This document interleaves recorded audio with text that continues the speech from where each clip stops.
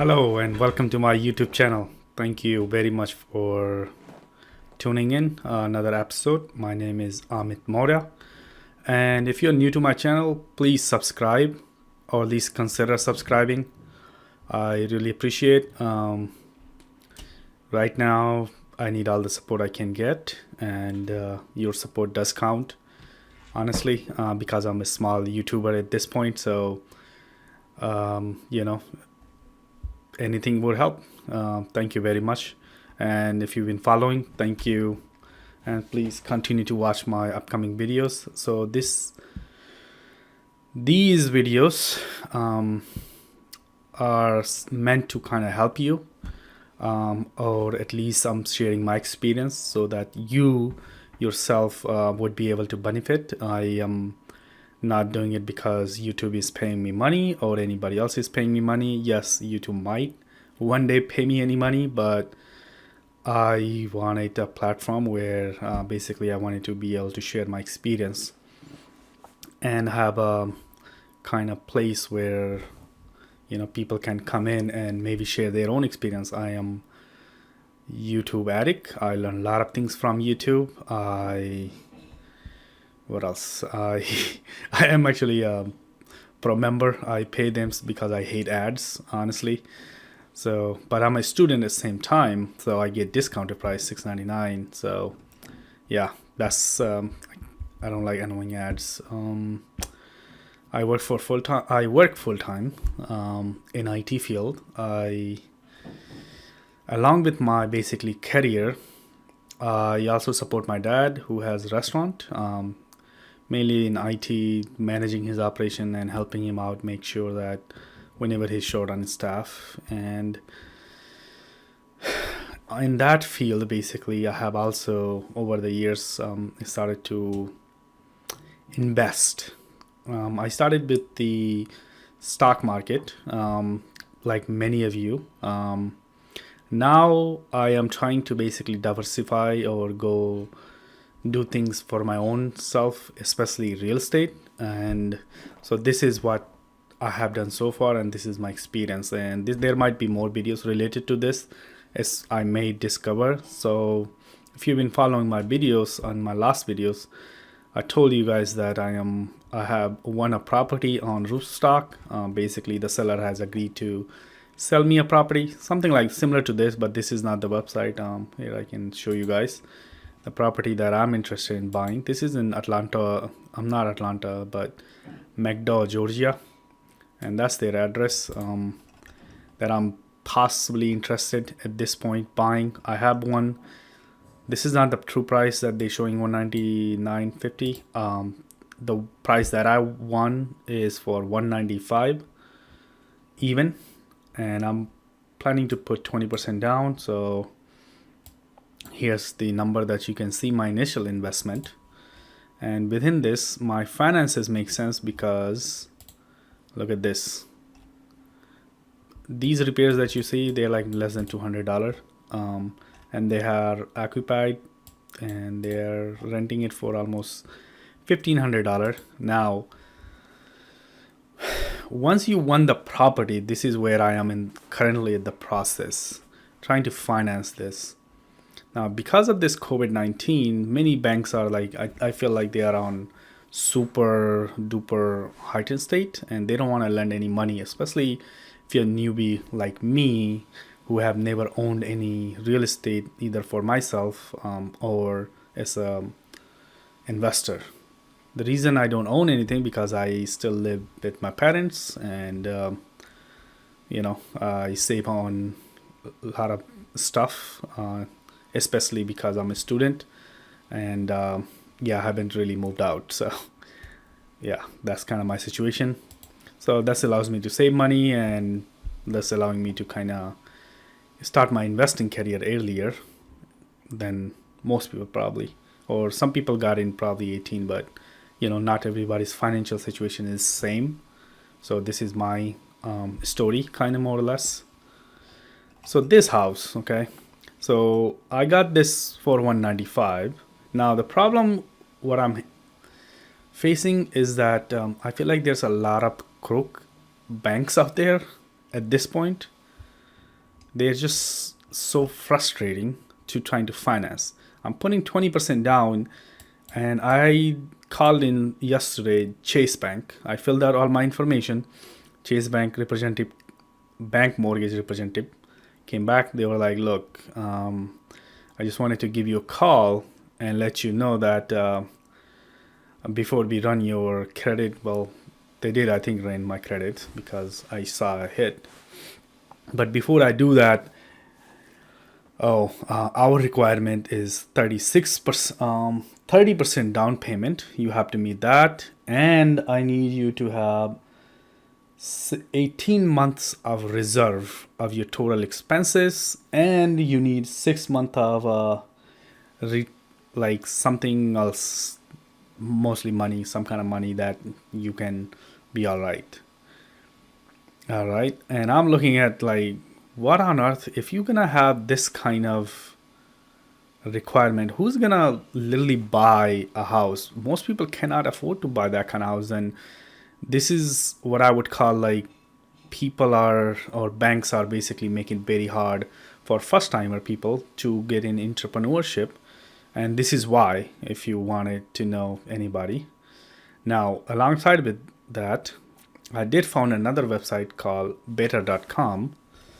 Better.com has very nice stuff. You just basically put in the investment that the property that you're looking at, and you simply put in your information, and they give you kind of their own pre-approval letter with the rate. So here's a rate that I'm kind of getting at, which is, this is very annoying still, because this is not the cheapest rate. In order to get the cheapest rate, you have to sign what they call it PSA, purchaser sign agreement, and upload it to their site. Then they can basically give you better quotation. Okay, so here's a quote that they're giving me. I can choose the rate of 4.5 and APR of 4.776. That would, I can select this or many of these, and this point thing, and I don't really want to pay. This is almost close to 3% if I were to go cheaper APR.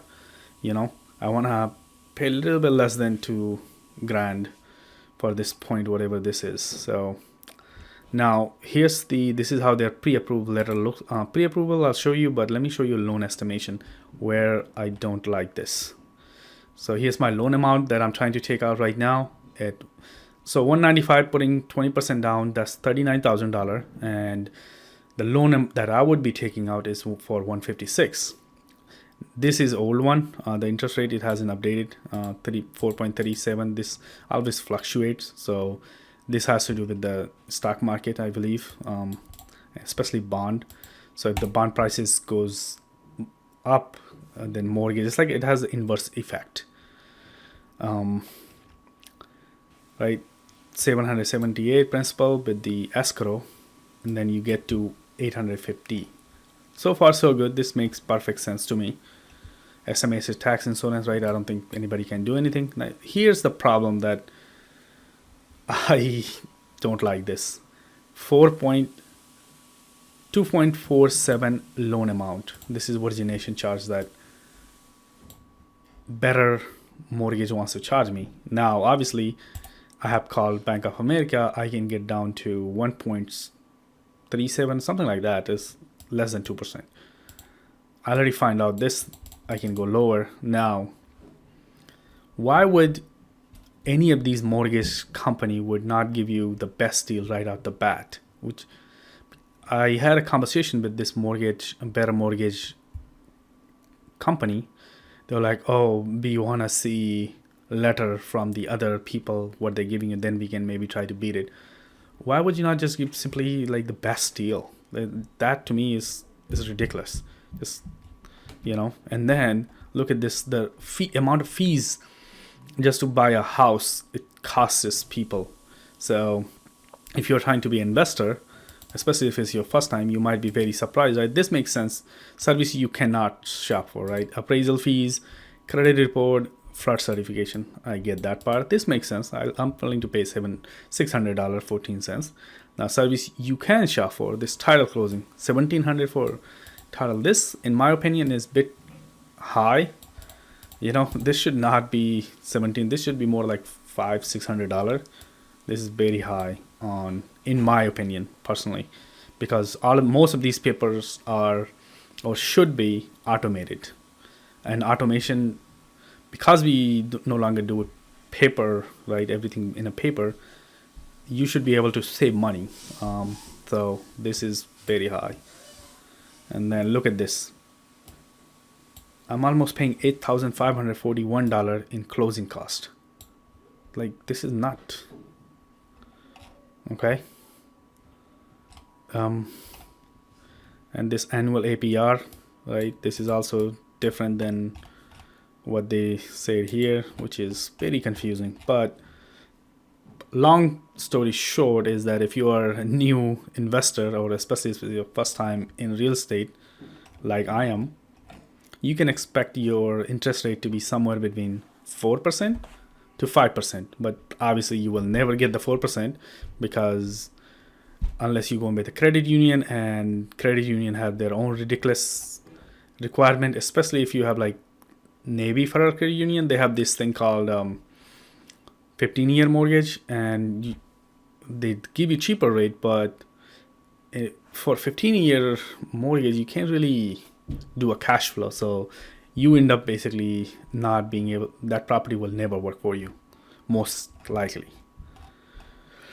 Okay, and then you might be able to find some credit union who does other state. So that was the only one I could find. There is Pentagon Credit Union. I called them, but they didn't really respond. I feel like they're always busy. They just don't have time for people, I guess, buying cheaper houses. Even though it's still $200,000 almost mortgage that I'm trying to secure. Okay, what else? Yeah, so let me walk you through the process in Roofstock. After you bid for a house, right? You're like, okay, this is what I want, right? You bid it. Like, let's say you go to properties on roofstock.com. Let's say you were interested in this house at 160. You can go lower bidding, or you can just bid at this point, and most likely the seller will be like, yes, amazing, I'll take it. As soon as they do that, basically your credit card gets charged for a fee. Right now their fees is running around $900 some dollar, so it's about $1,000. It used to be about $500, so they increased their price by 100%, I guess, or whatever that is. So they double their price, and after that, here's what pay the market. So basically this is their Roofstock. This is how it works on Roofstock properties. You check it out. This is what I did. I paid the marketplace fees, and then I gave them the name of the entity that will hold property and form of payment: finance, gas, IRA.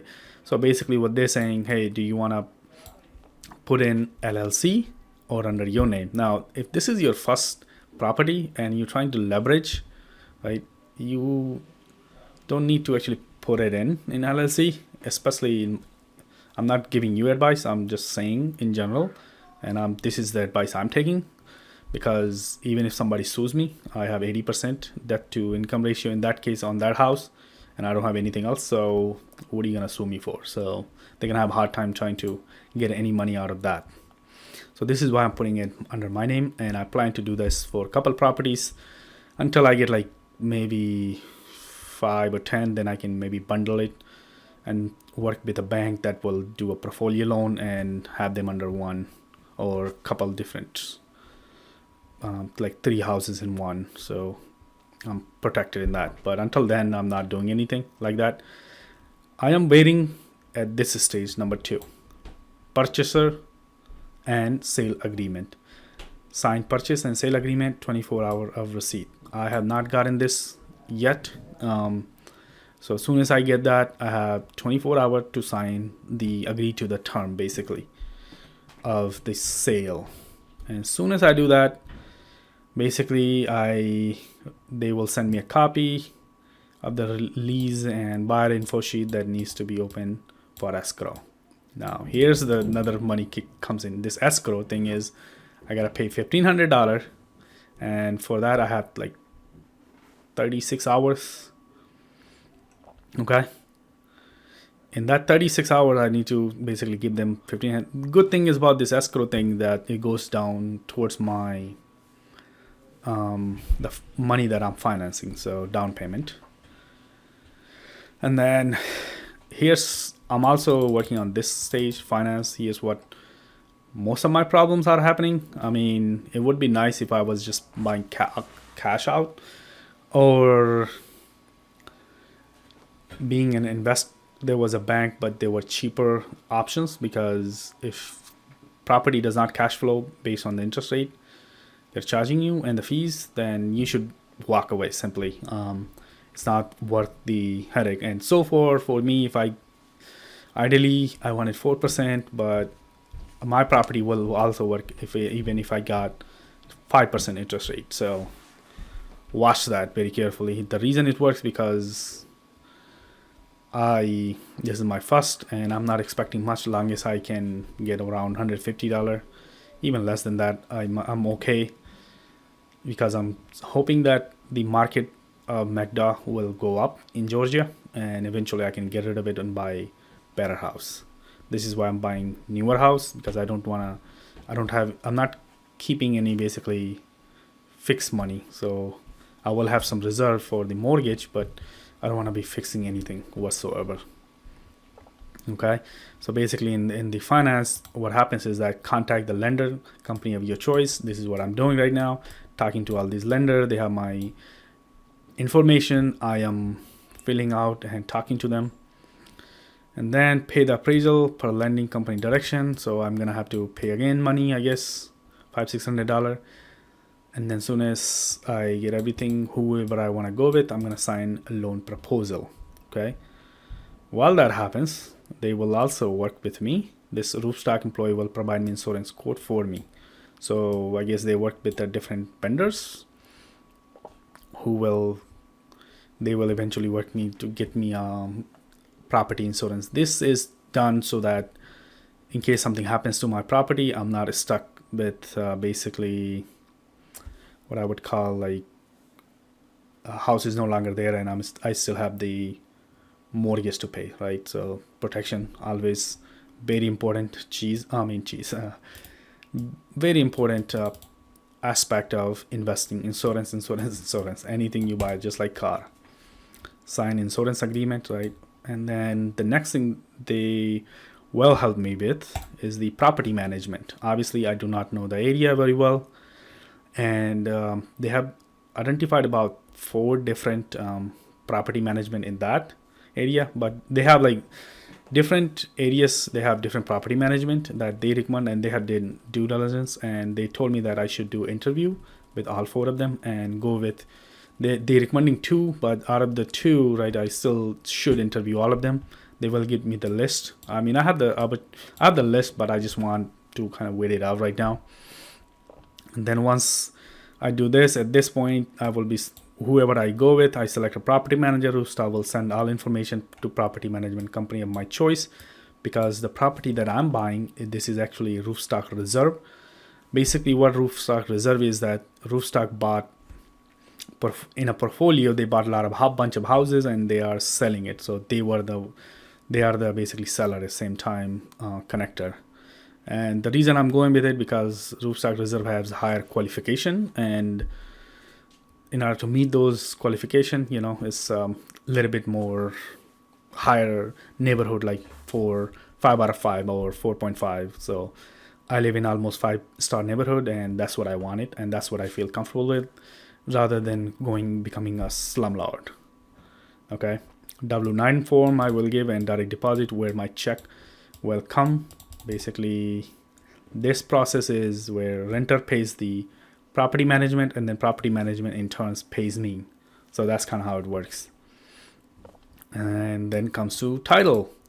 Roofstock sends purchase and sales agreement and all information to title company. So that's that. Search lien and accident closing process. Okay, and finally, I might be able to close if the financing goes through, right? Mostly, it's the only thing can go wrong in this entire steps, I feel like, is the financing, because in financing, banks have a lot of, I don't know, BS rules because they all want to follow Fannie Mae or Freddie Mac. I don't understand that why they themselves don't want to finance these things. Yeah, I understand the aspect of they don't want to stuck with holding property or anything. But if I was a banker, like I don't want to leverage that much of other people. I mean, wouldn't it makes sense to have things in house, even though you might have a smaller operation? But it seems that they want to package all these mortgage and then sell it to Freddie Mac and Fannie Mae. So therefore, they all want to follow just that standard, which is ridiculous. Okay, and once that closing done, I will get become a homeowner, and I can finally call myself a real estate investor. And yeah, this is the person that you can actually contact. Oh, he's a director of client service. I don't know who this is. I'm not talking to this person. But yeah, they assign you basically as soon as you go on their website and you make an account, they assign you an advisor who's there to basically assist you any question and guide you in what should you look for in house and what should you not look for.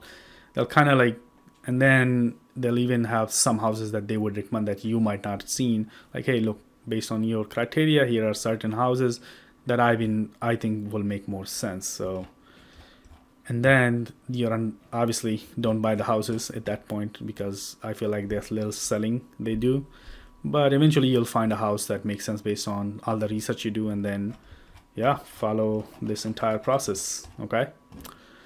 All right, guys. That's all I got so far. Let me know how you like it. I will update you on basically what's next happening soon as I close, and I'll try to make any other videos that related to this experience that I'm going through right now. Thank you.